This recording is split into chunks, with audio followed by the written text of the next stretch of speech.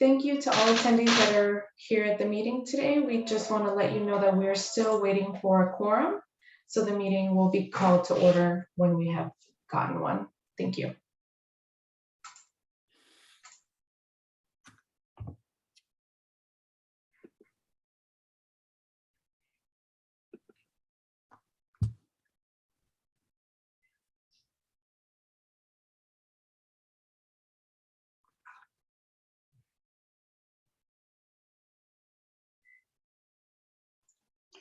So Gio, I see that Sarah is an there you go.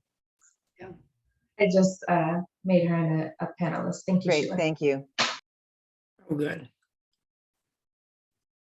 Thanks. Sorry, I'm having trouble accessing my city email, so I thought I'd join and you'd figure it out. And it worked. Thank you. We did. Okay, well, I think we should proceed then. Yes, apologies for the couple-minute delay. No worries. No worries. Okay, I'd like to call this meeting of the San Mateo Park and Recreation Commission to order. Could we all please stand for the Pledge of Allegiance?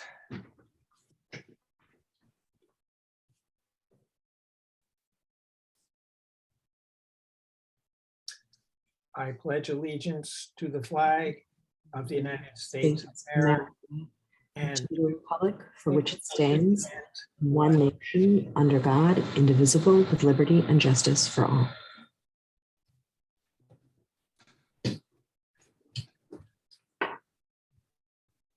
okay. I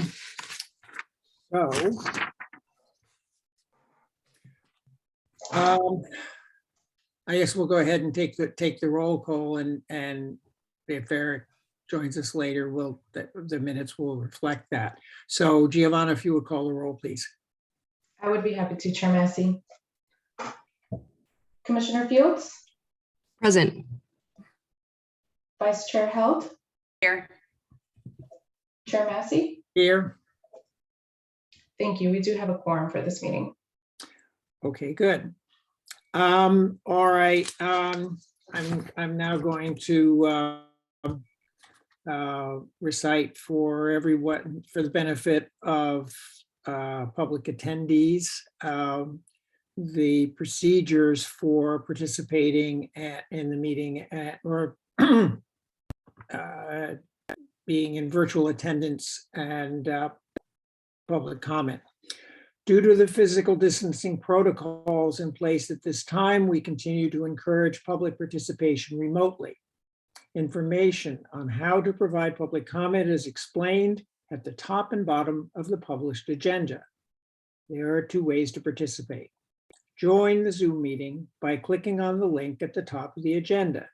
Use the raise your hand button to be called on at the appropriate time. Please unmute yourself only when called upon.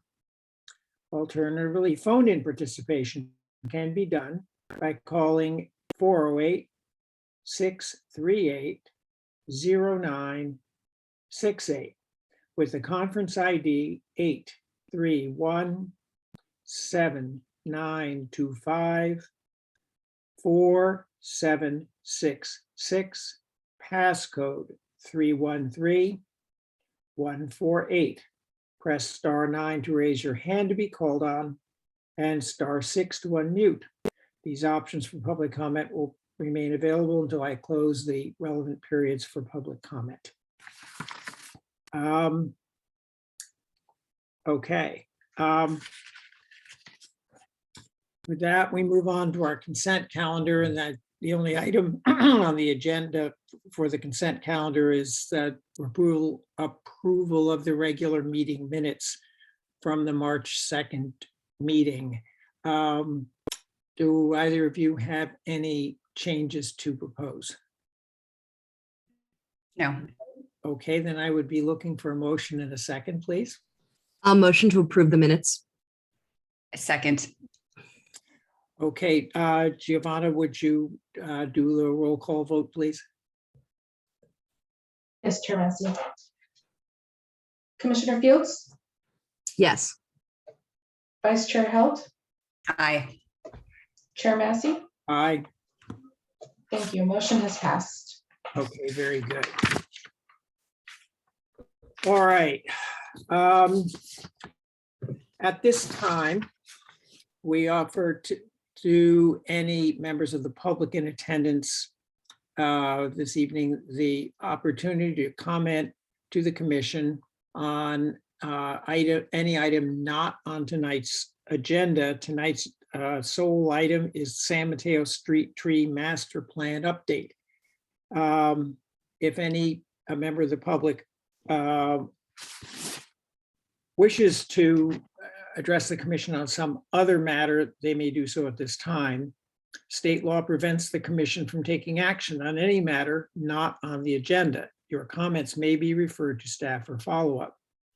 Public comment is limited to a total of 15 minutes. However, an opportunity for additional public comment may be provided later in the agenda. Giovanna, do we have any public attendees right now? We do have 4 public attendees, but no hands raised at this time. No hands raised. Okay, then I will close this public comment period and move us on to tonight's new business agenda item, the San Mateo Street Tree Master Plan update. And we are fortunate to have the consultants who have been working on this matter with us this evening for a presentation. So Sheila, over to you. So thank you, Chair Massey and members of the commission. I'm happy to reintroduce to many of you Matthew Freed, our managing arborist, who will be doing the bulk of the presentation. And in addition, he also has with him Dave Muffley, who has been our subject matter expert on this. And so I will turn it over to Matthew to do the presentation. Thank you, Sheila. Can somebody confirm that you can hear me and that you can now see my PowerPoint presentation? Excellent. I just need to ensure, there we go. So again, I'm Matthew Freed. I'm the managing arborist for the city. And tonight I'm going to tell you about our most recent updates to the city's street tree master plan. We've been working on this for about 6 to 8 months. And the last time it was revised was about 10 years ago. So I'm excited to bring it before the commission this evening. We're going to talk a little bit about what the master plan is and some of the challenges that we are facing with our current palette of trees. Tell you a little bit about our consultant, who is also on the call and has written the master plan and assigned the new species to each block. Talk about what informed our consultant's decision-making as he chose species for each area. You know, what are the most desired street tree attributes, what we anticipate are the outcomes from these new species that we've chosen and their new assignments to different areas. Some of the potential growing pains that we might experience in the process. And then I'll show you some photographs of a select few of the species that are going to be introduced. And as always, we'll have time for questions at the end. So the Street Tree Master Plan is a document that lives mostly on my desk, and it has a species assignment for every single block in the city. So, you know, if someone lives at 714 Palm Avenue and there's a vacant spot on their street and it's time to plant it, or they call and request a tree, or the tree that's there dies, etc., we need to plant. We can open this book up anytime and go to it says 700 block Palm Avenue. It gives the dimensions of the amount of public right-of-way measured from the face of the curb. And most importantly, it gives us the species assignment for that street. So I just know from personal experience that in Palm Avenue right now, it's going to say London plane tree or Chinese pistache tree under wires. The reason that we specify what trees go into every single spot in the public right-of-way, originally, I think there was design emphasis on having streets have one uniform look. It is really nice when you drive down a street and all the trees are the same. Something, you know, the sum is greater than whatever the expression is, the whole is greater than the sum of its parts. It looks lovely. Most importantly to us, we are able to know what are the management considerations for that species that's about to become our responsibility. Because ultimately we end up caring for and managing the trees, the street trees that grow in the right of way. And we need to know what it's going to be, how we're going to manage it, that it's going to be near other trees of its kind. So when we're batching maintenance, it's convenient to do so. And that, you know, nothing ridiculous is going to be planted in the street. You know, a redwood tree, for example, is not an appropriate tree to go between the sidewalk and the curb.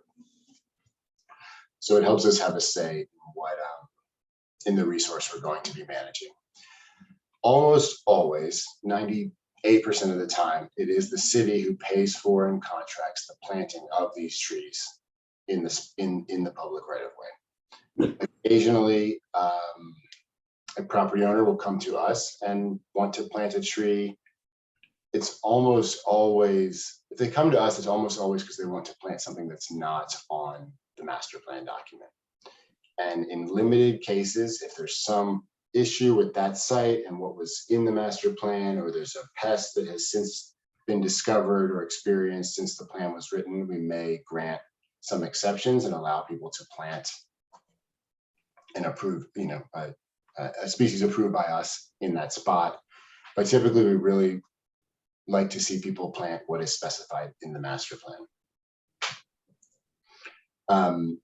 Currently, you know, it's really just one species per block with some exceptions. Occasionally it'll say, you know, an alternate species if it's under wires on one side of the street. In the new master plan, we're making much greater use of 2 species per block and accounting better for the reality of the amount of wires that we have throughout the city. So the current situation we find ourselves in is we have a forest that is composed largely of trees from the eastern half of the United States that have very wet summers, that have very cold winters. And to oversimplify it extremely, those trees just aren't really suited to the conditions we have here. Examples of those trees that you may be familiar with include our sycamores or London plane trees, our magnolia trees with the big waxy glossy leaves, and a variety of different maple trees. These trees have survived here and at some point in the past possibly thrived here due to the availability of copious amounts of supplemental irrigation. That is the most obvious limiting factor for those trees. And it's just becoming less and less with time. We know that temperatures are increasing in our area.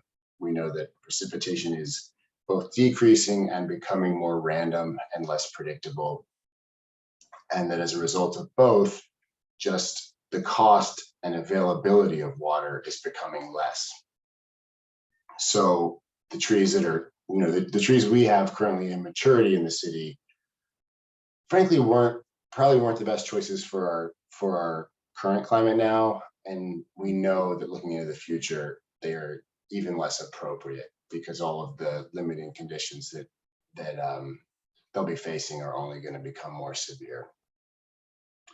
And, you know, trees that are grown in conditions that are not ideal for them, that are grown outside of their ideal environments, are more stressed and are much more prone to disease and pest problems, which starts a whole what's called a mortality spiral. It's essentially just being in the wrong place, not having the right conditions, opens the tree up to many problems that can lead to its decline, and on the way to its decline, cost us inconveniences in the form of sticky pest sap on the sidewalk, expensive treatments to prevent that, etc.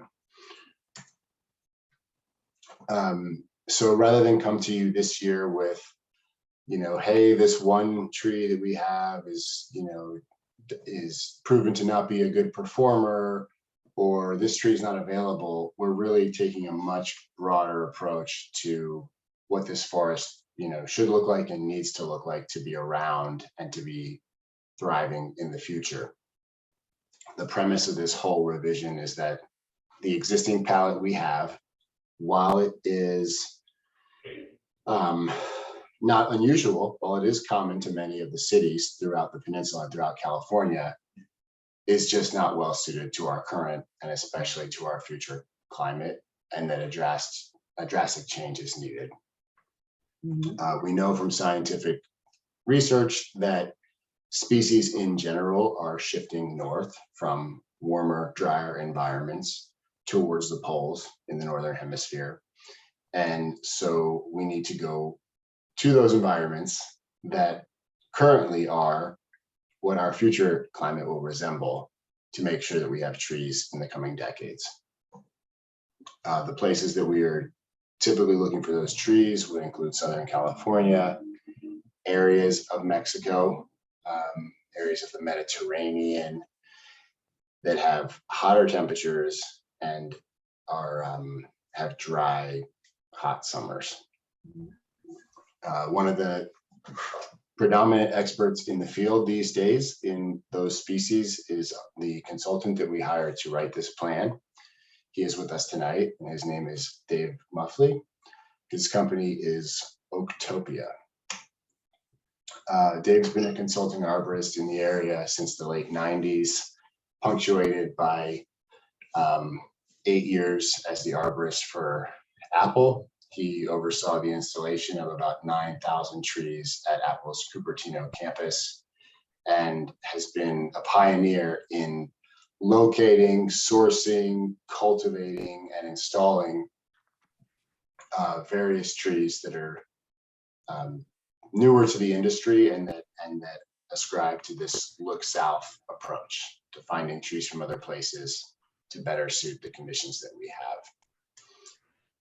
Over the past 6 months, Dave has reassigned every single city block, which is 1,900 city blocks, with new species. And the big umbrella that all these species have to fit into is that they will withstand our weather patterns and our temperatures. But there's so many other conditions that are important when evaluating urban trees and choosing urban trees, and Dave has paid attention to many of these. They were in the report that was circulated with the administrative report, but listed here are many of just your standard urban forestry or urban street tree attributes that one will be looking for. Among those not previously stated are minimal debris production. There's always going to be debris production, but you want those pieces that are coming off the tree to be as small or as least slippery or as infrequent as possible. Good resilience for pests and disease. Root damage potential is huge in the city. We have, many of our thirsty, water-loving trees have are very surface rooted. They have shallow roots that will go right underneath the surface of the sidewalk into the adjacent lawn. And as those roots grow in girth, they'll displace the sidewalk, causing a frustrating and expensive cycle of concrete repair and tree replacement for the city and for our residents. Branch structure. We've learned a lot through observation about which species grow really fast and then break and fall apart really fast. So we're looking for species that have strong quality branch connections. And then site appropriate canopy size and shape.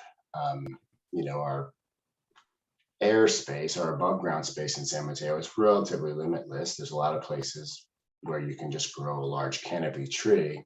But if you're not accounting for the planting space that you have, you're going to run into issues. So each species assignment, each block assignment in this new plan takes into account that planter space size, whether it has a minimum width of 4 feet between the curb and the sidewalk. In some cases, it's even less. Whether it's a big, large planting pit like you might find on Alameda de las Pulgas, those ones will get larger trees that can take advantage of those larger spaces and get us the most amount of canopy, the most amount of urban forestry benefits with the least amount of cost and inconvenience and infrastructure damage.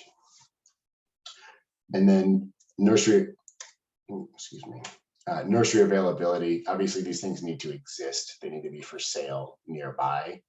And many of the trees on our list, frankly, haven't always. Many of them are only recently, in the last couple of years, coming to notoriety, coming into production in the trade. Previously, historically, things that have been available at the nurseries are things people are asking for, and things people are asking for are the things that they see somewhere, and some bright part of it, some showy flower catches their eye, or a landscape architect has specified it for a project, and it's sort of a vicious, dog chase tail type of scenario where what's available is what people are asking for. Somehow, through the help of some pioneering and enterprising horticulturalists, the nursery industry has started producing some of these trees, and they are seeing them do really well. And everything on our list is either currently available or has been planted and will be available in planting size in the next 1 to 2 years. In many cases, or in some cases, if a tree is unavailable, the plan has a matrix near the end that sort of helps us decide what is the appropriate substitute species that could be available at that time.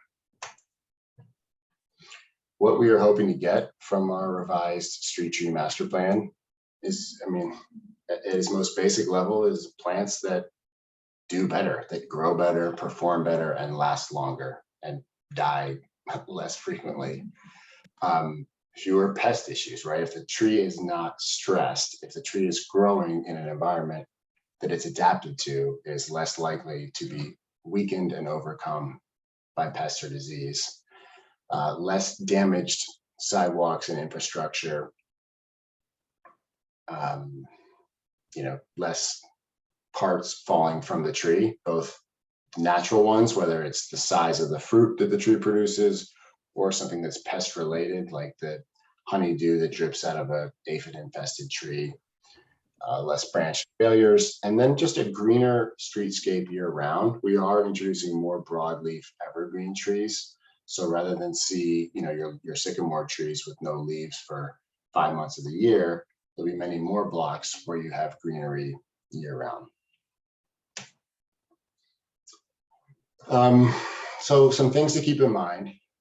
You could hear a presentation like this about trees and species and the Parks Department in San Mateo and think that it governs all the trees that are going to exist in San Mateo, including in the parks. And we're really just talking about what's going along the street, in the public right of way, which will either be that strip we know between the sidewalk and the curb, or in some cases where that strip does not exist, it'll be a certain distance from the curb into what appears to be somebody's lawn. Individual property owners are still free to plant whatever they want, to feed it as much water as it needs. This is literally just for certain environments that are probably the toughest environments that trees can grow in. Limited rooting volume, compacted soils, road vibrations, heat from the road, humans messing with them, the list goes on.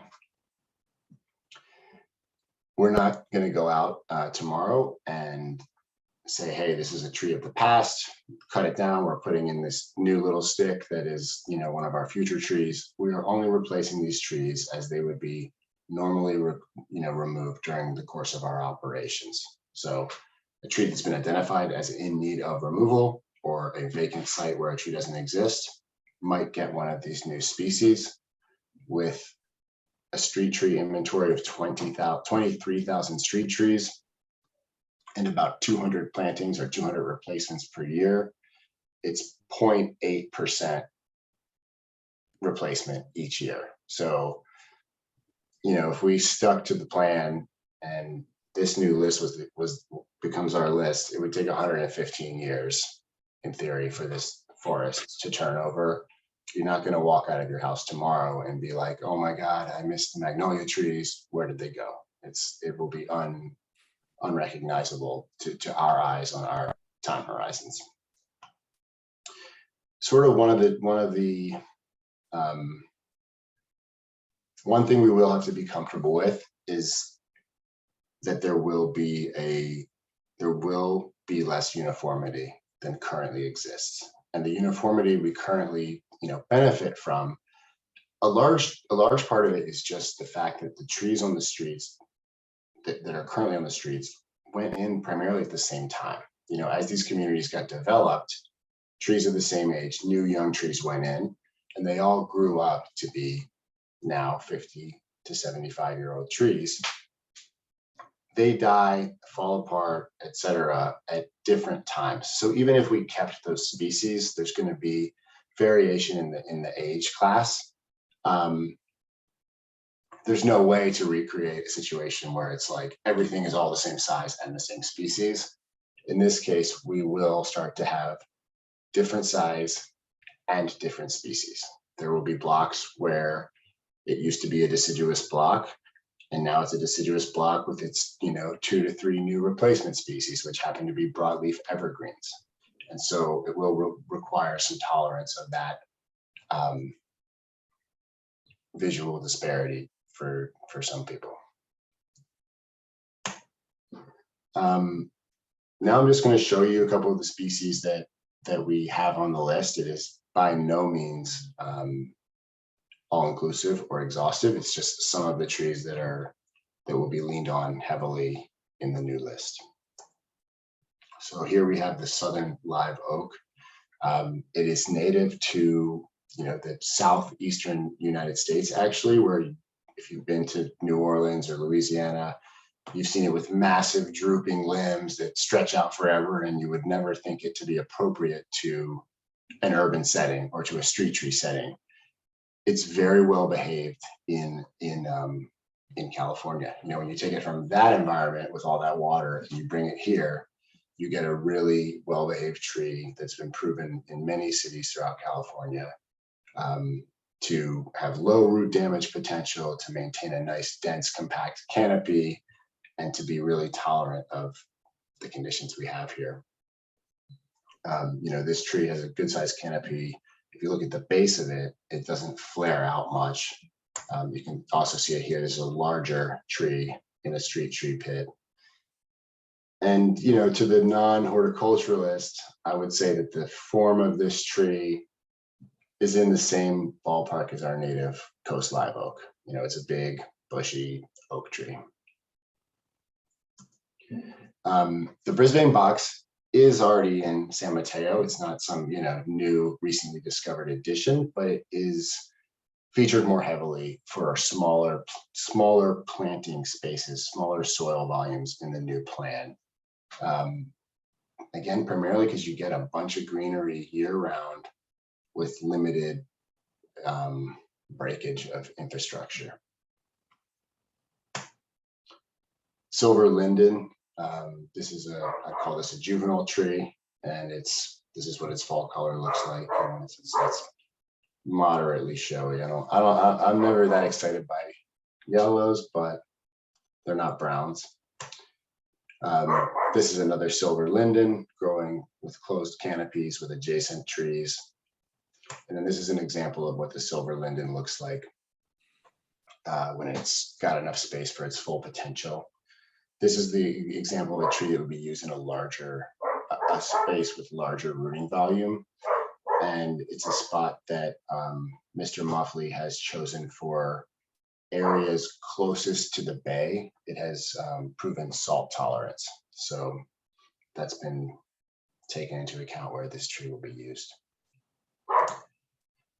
The island oak, medium to large oak, growing in a really inhospitable environment there. It looks like compacted soils with no organic matter, hot asphalt all around it, and it's doing quite well.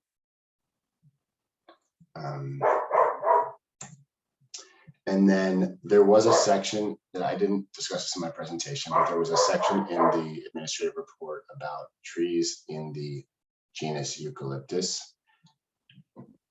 I won't pretend that the word eucalyptus doesn't, make everybody cringe. We have countless news stories that are horrendous about all the damage eucalyptus cause, how dirty the bark is that falls off of them, how big and massive they become, and how inappropriate they are for an urban setting. I wouldn't disagree with any of that, with the caveat that those stories are almost exclusively about one particular species of eucalyptus tree, the blue gum eucalyptus. And that is not, I promise you, it is not on our plan. This is a much more well-behaved, considerably smaller cousin of that tree. It is the Eucalyptus spathulata. And if you look at this picture, you can see this tree is growing in, again, like an environment where you just couldn't expect anything else to grow. It is a 4x4 pit with rocks in it, surrounded on all sides by black asphalt. And the trees are intercepting heat and sunlight and providing shade. And they're just performing a task that none of our native trees, none of our eastern trees, none of them can be expected to do. And so they are used judiciously throughout our plan in the smallest, most inhospitable areas. This is another example, just that's a crazy environment. And asphalt displaces very easily, more easily than concrete. And I don't see any displacement, in this parking lot photo. They have been shown to have well-behaved root systems. And I believe that is it for the species, for the plant walk. At this time, I will turn it over for any questions anyone may have. Okay, questions for either of my fellow commissioners? Sure, I can jump in. Matthew and Dave, thank you so much for this. This was fascinating, just a really interesting report. What do you see? I think 2 questions. One, what do you see as being the biggest challenges in bringing this plan to life? And then I'd also be curious, the last plan we saw, what lasted 10 plus years. Do you have a feel roughly, given what we know today, for kind of the lifespan of this investment and pivot towards this type of trees? Yeah, so I'll start, and Dave, please feel free to chime in when I'm done. Challenges, I don't see any challenges to implementing it, especially since the trees are being grown. If they didn't exist and we were just saying, hey, we went on, Encyclopedia Britannica and found trees from the Mediterranean that look great, there'd be some real bottlenecks in the process. But since they exist and they're in production, I don't see issues in implementing it. The second part of your question is something I have thought about, which is, yeah, it could be 5. There's no reason that in 5 years we won't be back here saying, hey, here's what we've learned in the last 5 years, and here's how it's changing. And I think that I think it's helpful if we can be open to that and know that this is an evolving process. And that's one of the reasons why it's good to become more comfortable with less visual uniformity in the streetscape for the sake of having a treescape in the streets. Thank you. Sarah? I just have a quick question, but Dave, go ahead. So I was just going to say that's a really good question about the longevity of the plan. And I of course, I'm really hopeful that it lasts more than 10 years. But we're looking at one of the most uncertain periods of climate that humans have ever experienced. So what we've done is we've used the best proxies that we have for the climate of the future in San Mateo, which is really Southern California, Baja, areas of Mexico, and the warm Mediterranean. So we've picked through the world pretty well, and we've drawn on nearly 150 years of experimentation with trees. So just to say, I did it. I really hope it lasts for a good long while, but with the amount of uncertainty in the world, can't say that with any certainty. Understand, that makes sense. So I'm curious if there's been any consideration around the way the trees interact with the streetlights. Just I'll just say personally, I walked home not so long ago from downtown, and the streetlight experience is quite varied from 19th Avenue Park, where I live, to the downtown. And I'm curious, when you think about street trees, you always think about shade and canopy, but you don't always think about the ways in which they interact with the other infrastructure that's there. And I'm wondering if that's been looked at all. As part of this process, no. Do you mean like the fact that some trees might be obstructing streetlights? Yeah. So that isn't, our plan and the level of detail we get to with where trees are going in this plan does not touch on that. It's not like we don't know. The Parks Department doesn't know where each streetlight is, and this is literally like this block gets this species. After that has been decided, there's still some human input and discretion that should be going into where these trees go. Okay. So, when me or whomever in the future decides to spray a dot on the curb indicating that a tree should go there, they should be looking for, fire hydrants, stop signs, street lights, visual impairments. They should be looking for how close the next tree is, all kinds of things that happen on an individual site that determine like where is a good place for a tree to grow. Great. And thank you. This was a great presentation, very useful. I'm from Southern California originally, and so I did feel a sense of terror when you said eucalyptus, and I appreciate that explanation very much. Thanks. Okay, I just had a couple of things, and I wanted to add my 2 cents, thanking you both, Matthew, and also our consultants, for the major effort that's gone into the preparation of this report and plan and the presentation you gave us tonight. When I read through the report, one of the questions I had that I had passed on to Sheila was I was concerned about, well, what are these trees going to look like? Because the tone of the report a little bit was, well, we're going to have to do something really different here. And the different is because of climate change and some of these other considerations that you talked about. And we really have to make this change, as if to say, well, what we're going to get just isn't as nice as what we've got. And so I said, I hope they're photos. And you came through with photos, and at least from what you've shown us, it seems to me that what we're going to get is awfully nice. And I think that it will look nice on I think our streets will look good over the years as these changes take place. And I guess in that connection, I was surprised about the comments about the pace of tree replacements, because from the report, it seemed as though, at least on some of our streets, we have trees that are more or less in crisis. And I wondered if, as part of the adoption of this master plan, whether there are any plans to sort of do a survey or review of the tree inventory with a view to seeing if there aren't trees that maybe would not have come out in the ordinary course that maybe should. Yeah, so I feel like if we had unlimited tree planting budget, or we're looking for tree planting opportunities, like, yeah, the sky is the limit. But we do plant and really only budget for the planting of about 200 trees annually, and we have no trouble finding those spots. So either through trees that offer themselves to the ground, or that we have to remove before they do, or where there's just a vacant site that there hasn't been a tree there for some reason, and now someone wants one.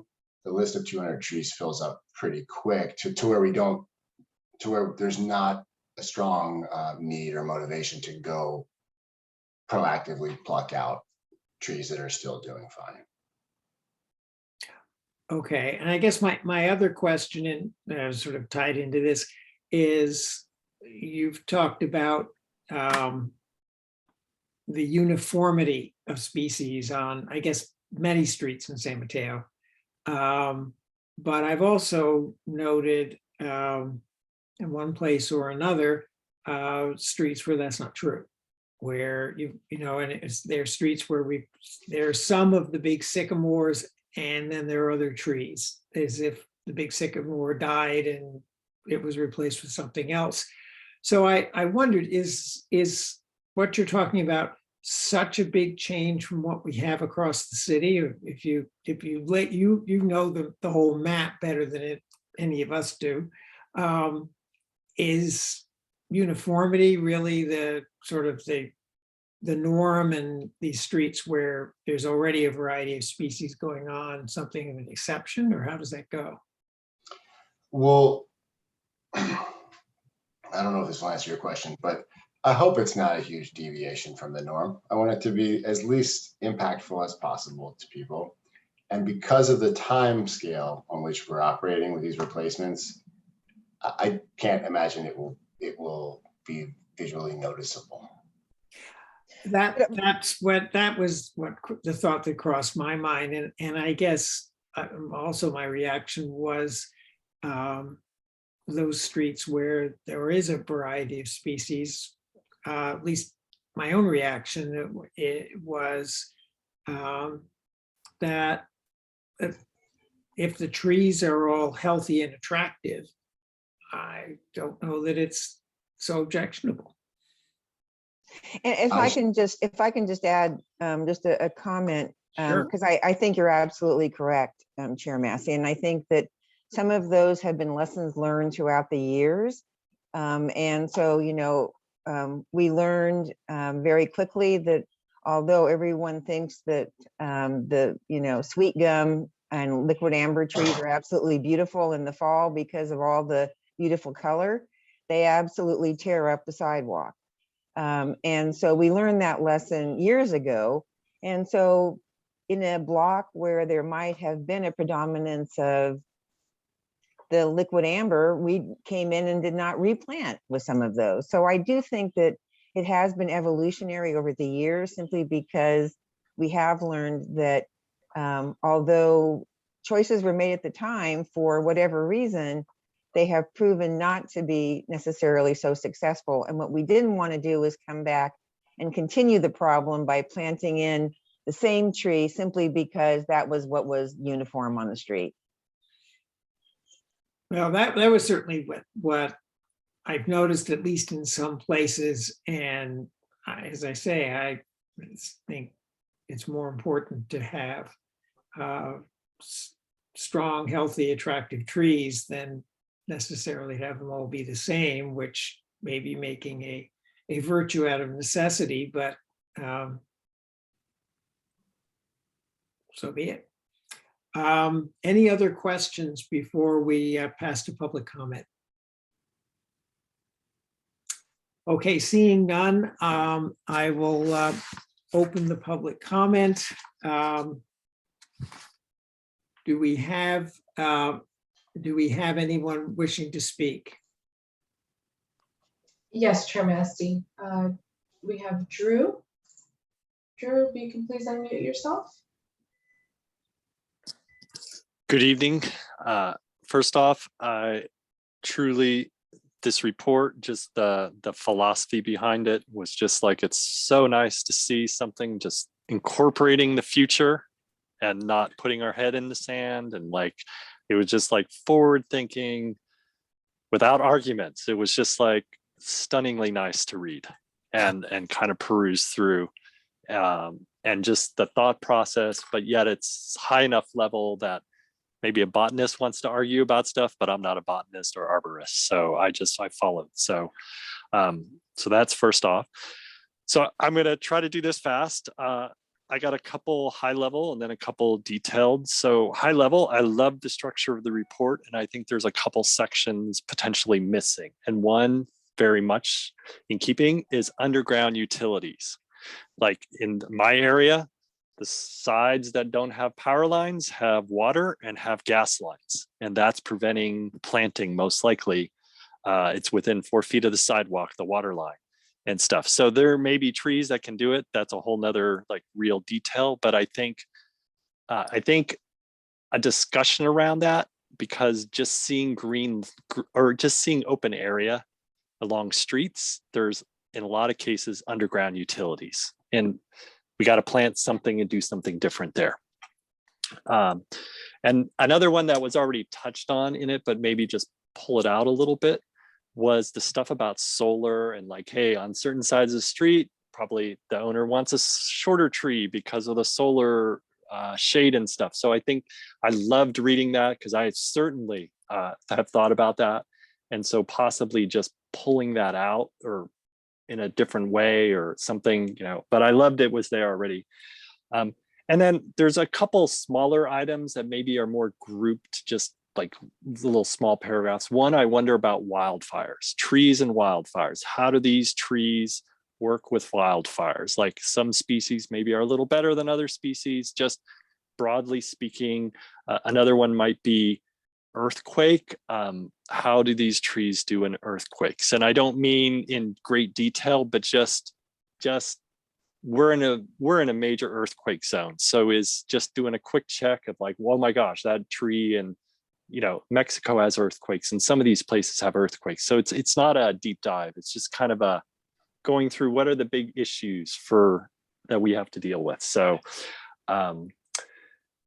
yeah, and then more detailed, at one level, I love the block specific stuff, but there's a lot of errors, and I'm using that in quotes, like in the south part, like 28th Avenue has both east and west, 31st has both east and west. There's streets around where I'm familiar with, the report had just one side but didn't have the utility side listed. And so in one sense, having all that detail implies a lot of like work. And I'm wondering, almost pop back up slightly higher and say, broadly speaking, in these general block areas, the side that doesn't have power lines and stuff, because power lines are on different sides. So it's implying that someone's almost walked the blocks. All these, I forget the number was in your report or on your presentation. And there's just like, in one sense, a lot of errors. And I say that very lovingly. I don't mean that in a mean way. It's just like, it would take so much work to get that all pulled into the report so that each block is a little more accurate and stuff. I could point out numerous things, and I don't want to do that, because I think overall this is a phenomenally great job. I would do a +1 on the lighting, the street lighting, kind of, that might just be a paragraph again, that's just in this report that says, hey, once an individual street is going to be dealt with, like, these are things that got to be taken into account. The lighting, you don't plant the tree right next to the street light. We have utility poles with street lights, like just maybe incorporated that way. And I already probably way past 3 minutes, so I'm going to stop now. Again, thank you. It was just stunningly, I enjoyed reviewing this, and thank you so much for just, what a great direction. Thank you. Thank you very much. Do we have others? Chair Massey, I do not see any additional hands raised. Okay, well, in that case, I'm going to close the public comment period and bring this back to the commission for commission comments. I think, Sheila, that's what you're looking for from us this evening. So, Sarah, I'm seeing you right front and center there, so why don't you start? Yeah, I mean, I'll echo what I think we started to get at in the questions and what Drew said. This was a great report. It really, it's comprehensive, it's thoughtful. I think this is the right direction. I'm pleased to see this work. And sorry, can you just clarify, Chair Massey, are we voting or we're just saying we're just giving comment. We're tonight. just giving comments. We're not being asked to approve or disapprove this or vote on it in any way. It's being exposed to us, and Sheila's looking for our input, whatever it may be. Great. Yeah, I think this is a comprehensive report. I don't really have any big input beyond my question around the lighting, which, you know, you already, I'm sure, have taken note of. So really great work, and I look forward to seeing this put into action. Thank you very much. Commissioner Held. I would just second that. This is an incredibly thoughtful plan, and I truly learned a lot and enjoyed reading it as well. And I think I'm the only person who actually likes eucalyptuses as well, so I found that entertaining. But no, I think this makes sense. I would even go a step further, and I would love to see us do more education around this. I feel like this is the kind of information that really any citizen would enjoy, and especially as we're facing new drought, restrictions. I had a lot of misconceptions that you all debunked in this report. So again, food for thought. I'd love to see us do more here. Same with schools. I think, I have 2 young kids. I think they would love to learn about this, and it might help influence other plant decisions that I think homeowners make to kind of build on the direction you're going in. But no, this is great. Thank you for being here tonight. Well, I can only agree with my fellow commissioners about the quality and the extent of this report. I also had a number of misconceptions debunked about trees and about our tree canopy. And I share with Drew, our public commenter, the sense of exhilaration almost reading a report like this, officially commissioned by a city that is so future oriented, and it is saying, look, what we've got is nice, but it was designed for a different world. And however appropriate it might, some of these, the prior plan or the planning that went into the plantings done decades ago may have been at the time, we're going into a different world.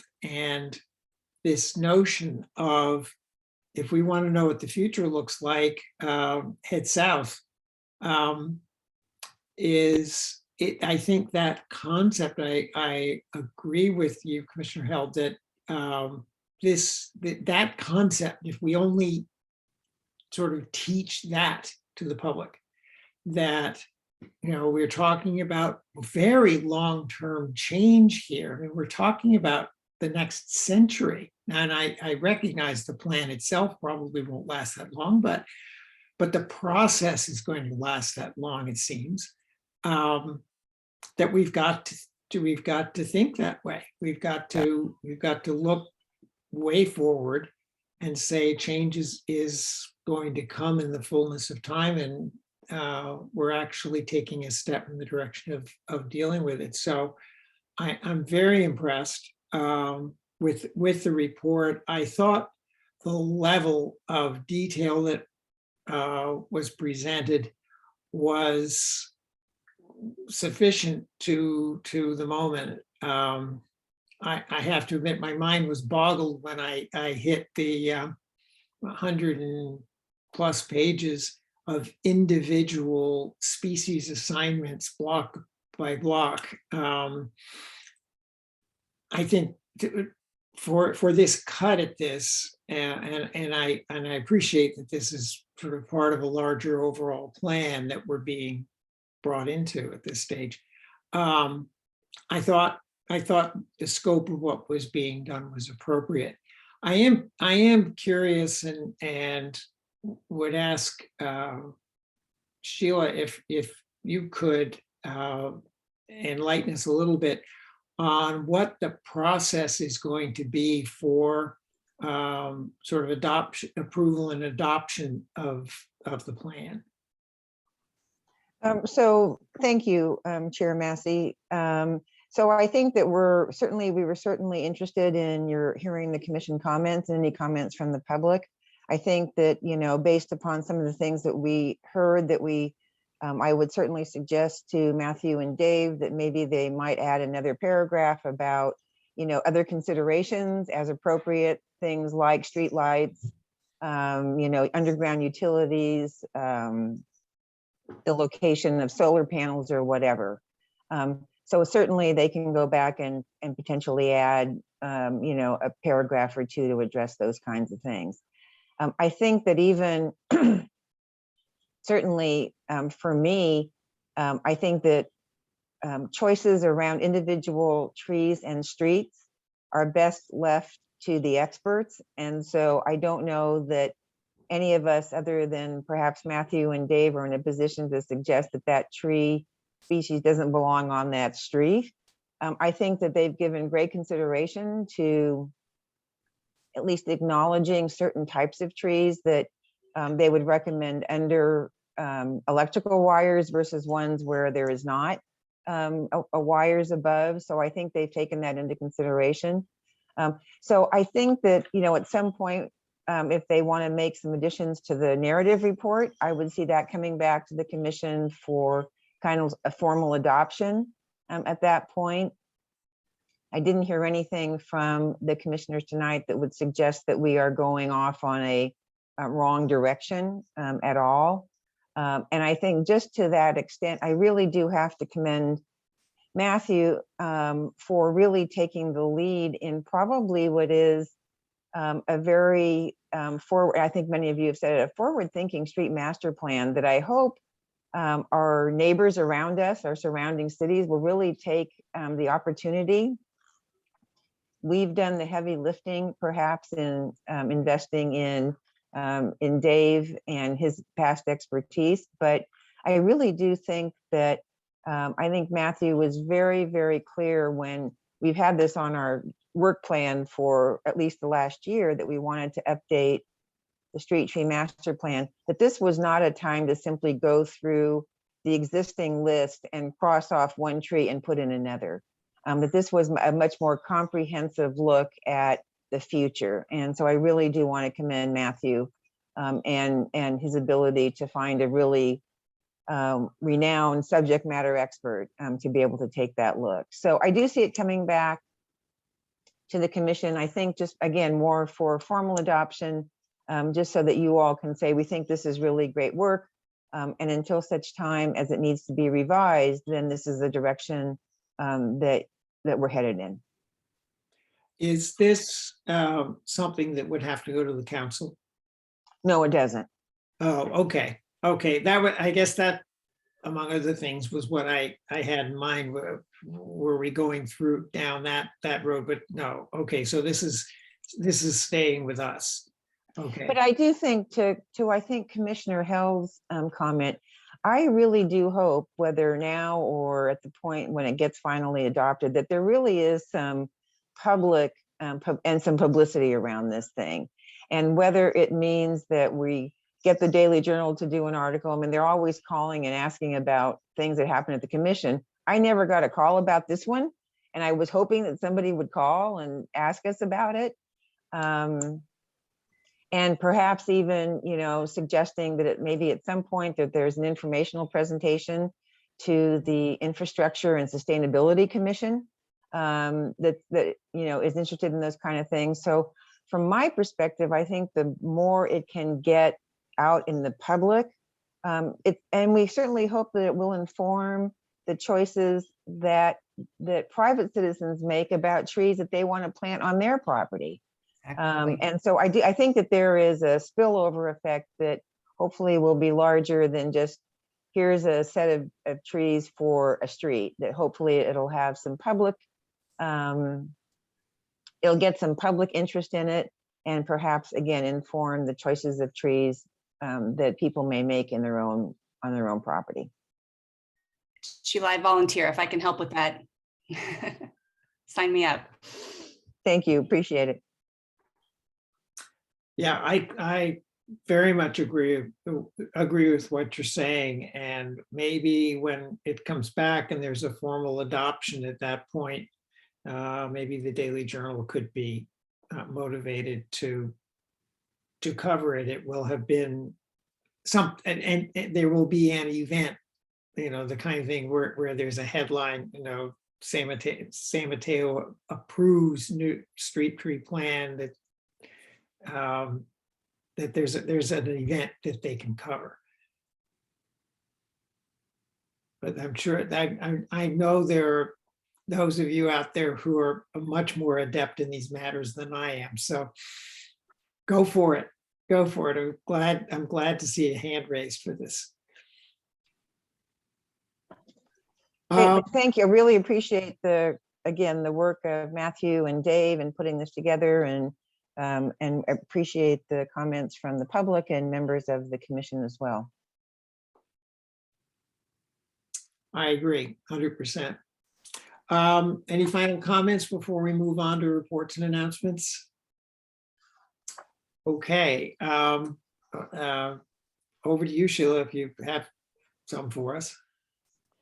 So just a couple of announcements I mentioned before the meeting started. Just in passing, this last Monday, we started registration for our summer camps and our aquatics swim lesson programs, which for parents who have children, and I know Commissioner Held, you are one of those, you want to make sure that your child has something to do this summer. And so getting children enrolled in summer camps is a big deal in terms of just getting on the list. And so Monday, the registration was open to City of San Mateo residents. And at the close of business on Monday, we did a little over $500,000 in registrations, which is getting back to pre-pandemic numbers in terms of that. Today, we opened it up to non-residents. I did not get, I apologize, I didn't get a tally at the end of today, but I can tell you just based upon the number of phone calls that we were getting in the office that there was a lot of people who were interested. So I do think that our summer program offerings are pretty much back to pre-pandemic levels. And we were very, very excited to see the response that we've gotten, at least on the first couple of days of registration. So I think it should bode well for children in San Mateo this summer. And speaking of summer, we are going to be back to our full series of summer concerts at Central Park. And so we'll be doing 9 concerts this year, starting at the end of June and going through early August. And there will be a bonus concert on Monday, July 4th, that will be in the afternoon from 12 to 2. So San Mateo will actually get the benefit of 10 concerts this summer. And I know that's always a great opportunity for the community to come together. And I think you all got invitations from our department about our 45th annual extravaganza back at Central Park. So we'd love to see you there if you have an interest in judging hats and costumes and floats. We'd love you to come out and be a judge for us. So that I think will be back to full strength as well. So we are very busy. We're excited that we are really seeing, I think, a very strong return to participation prior to the last couple of years. Terrific. Great, great. And with that, I don't think I have any other announcements at this point. Okay. Lindsay or Sarah, anything? Oh, I'm sorry. Commissioner Fields, you want to talk about the... Yeah, I was just going to say, we did a little site visit. Thank you. So myself, Sheila, Drew, our city manager, and who else on the staff side was there? Sheila, remind me. Ron Mason, Ron Hostick, and then Ryan Motzek. And Ryan Motzek, who is one of the owners of Atlas, the skate shop here in downtown San Mateo. And we visited North Shoreview to the skate space at that park, and the skate space at Beresford. And really we went over where there are opportunities for improvement for how those skate spaces get used in the park right now. I'll just share a couple of highlights. At North Shoreview, that's considered to be, I know very little, I would say, about skateboarding, so I'll share my sort of novice takeaways. The skate space at North Shoreview is considered actually to be a very high quality, well-designed space. It's pretty old, and it would benefit from some resurfacing. The placement of the two trees is a little bit off to try to get the momentum to go up two of the features. And then another thing that was useful to point out is the sports courts. There's a tennis court and a basketball court, a tennis court that's going to be converted into a pickleball court. And those two courts are lit. They have lights for nighttime recreation. The skate area doesn't. So that's one thing to note. The skate space at Beresford, Ryan really had a laundry list of kind of issues with that skate space. He did not think it was particularly well designed, but did say that a lot of children go there to kind of figure out learning the skating techniques, the skateboarding techniques, I should say. So, I mean, I found it to be interesting. I will also share that there was someone who appeared to be, a young adult skateboarding at North Shoreview, and two children who looked like about 10 or 11 years old, who were skating at Beresford when we went. So I appreciate Commissioner Fields coming out. I think that it was great to actually walk the site to get some perspective. We do have $400,000 set aside in our next CIP budget starting on July 1st. I think that Ryan was very appreciative of being able to go out and kind of talk through issues.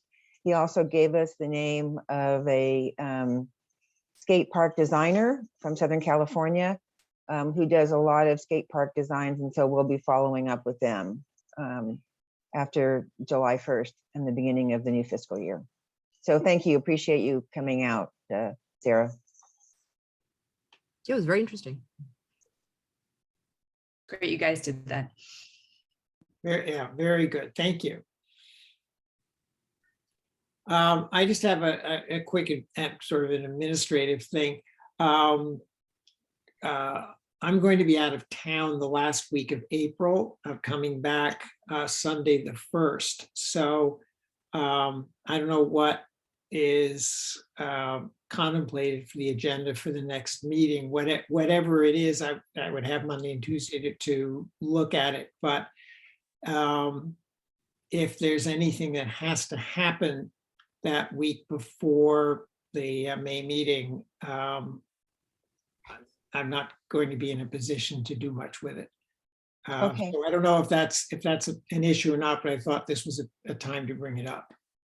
Thank you for that. And also it does bring up the issue of the timing for going back to in-person meetings. Yes. And so I did just want to share with the commission that the city council was contemplating and had actually planned on going back to in-person meetings for their April 18th meeting, which would be their second meeting in April.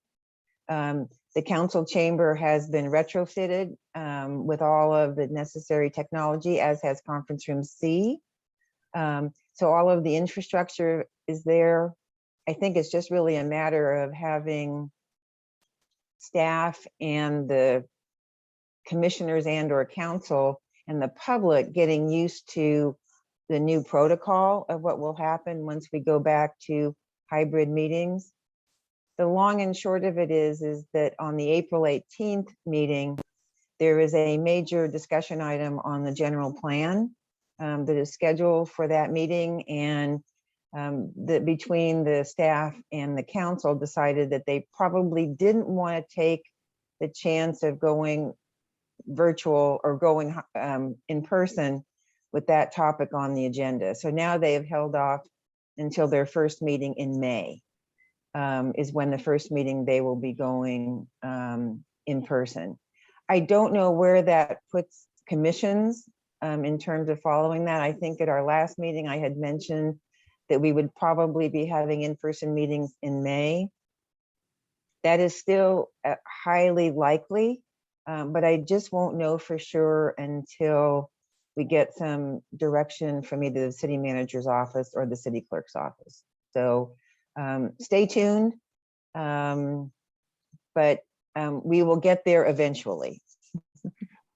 Okay, thank you very much for that input, Sheila. I confess I was kind of hoping that was going to happen given my plans, but I guess I would ask if it looks as though we are going in person for our May meeting, if you could let me know, and if you wouldn't mind emailing my personal email. Okay. That will be easier for me to access on the road. And then we can talk when I get back. I mean, it sounds like the setup has been done, and my understanding is that the setup is almost the worst part of the whole thing. So I'm impressed that that work has been done over the course of basically a month, since it didn't sound as though that much had been done at the time of our last meeting. So that all is good, and you know, we can just manage this. But I did want you to be aware that, you know, if we did need to, I don't know, do a run through or something like that with the new equipment before we had the meeting, that I'll be here for a couple of days before the meeting, but not the week before. Thank you. That's helpful to know. And I hope that that the heavier lifting will be on staff's part rather than on commission's part.